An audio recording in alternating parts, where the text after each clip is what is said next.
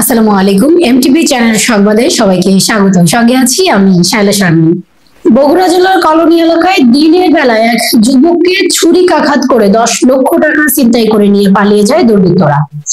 এ সময় ছুরিকাঘাতে আহত যুবকের চিৎকারে স্থানীয়রা এগিয়ে এলে দুর্বৃত্তরা পালিয়ে যায়। পরে গুরুতর ও রক্তাক্ত অবস্থায় স্থানীয়রা তাকে উদ্ধার করে শহীদ জিয়াউর রহমান মেডিকেল কলেজ হাসপাতালে ভর্তি করা হয়। বিস্তারিত দেখুন আমিন হাসান মোল্লার প্রতিবেদনে। শনিবার 21শে ডিসেম্বর সকাল 10:30টার দিকে বগুড়া শহরের কলোনি বটতলা এলাকায় ছিনতাইয়ের এই ঘটনা ঘটে। আহত ব্যক্তির নাম মোহাম্মদ তারেক। তিনি শহরের মালগ্রাম চাপুরপাড়া এলাকার আলী আজমের ছেলে এবং কলোনি এলাকায় মালি এন্টারপ্রাইজ যমুনা গ্যাসের ডিস্ট্রিবিউটরের ম্যানেজার হিসেবে কর্মরত ছিলেন। স্থানীয় সূত্রে জানা গেছে, তারেক সকালে নিজ বাসা হতে টাকার ব্যাগ নিয়ে যমুনা গ্যাস কোম্পানিতে জমা দেওয়ার উদ্দেশ্যে বের হলে অজ্ঞাত দুর্বৃত্তকারীরা চাকু দিয়ে তার হাত ও পায়ে আঘাত করে তার কাছে থাকা 10 লক্ষ টাকার ব্যাগ ছিনিয়ে নিয়ে পালিয়ে যায়। এ সময় তার চিৎকারে স্থানীয় লোকজন এগিয়ে এলে দুর্বৃত্তরা দ্রুত পালিয়ে যায়।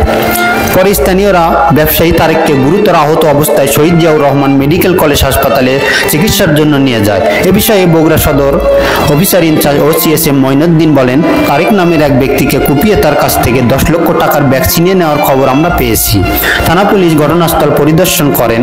আহত ব্যবসায়ীর অবস্থা গুরুতর। পরিবার থেকে থানায় অভিযোগও পেয়েছি। ঘটনার সঙ্গে জড়িতদের শনাক্ত করে গ্রেপ্তারের জন্য পুলিশের একাধিক টিম মাঠে কাজ করছে।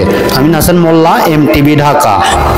দর্শক, এতক্ষণ আমাদের এমটিভি চ্যানেলের সাথে থাকার জন্য ধন্যবাদ। পরবর্তী নতুন নিউজ আপডেট পেতে আমাদের এমটিভি ফেসবুক পেজ এবং MTV news YouTube channel follow এবং সাবস্ক্রাইব করে সাথেই থাকুন।